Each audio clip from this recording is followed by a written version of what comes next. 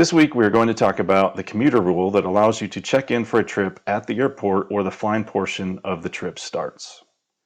This rule is annotated in section 5P4, which states, a pilot scheduled to fly a pairing that begins with a deadhead will be allowed to commence his duty from the airport that starts the flying portion. We would like to remind all pilots of a few key points of this useful rule.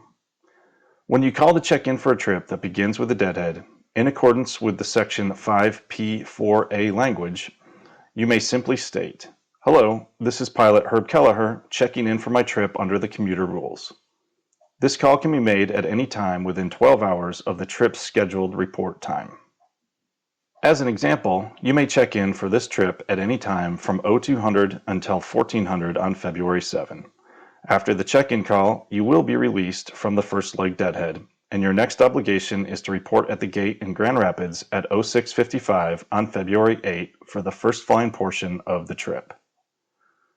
If, however, you are notified by crew scheduling during the check-in phone call that your scheduled trip has changed, and you are unable to commute to the reassigned pairing for any reason, then simply inform the scheduler of this fact, and request to be placed back on your originally scheduled pairing.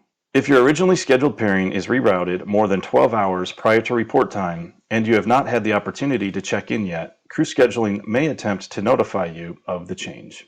However, you are never under any obligation to answer a call from crew scheduling on a day off.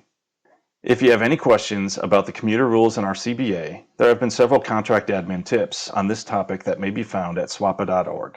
And as always, you can email or call contract admin.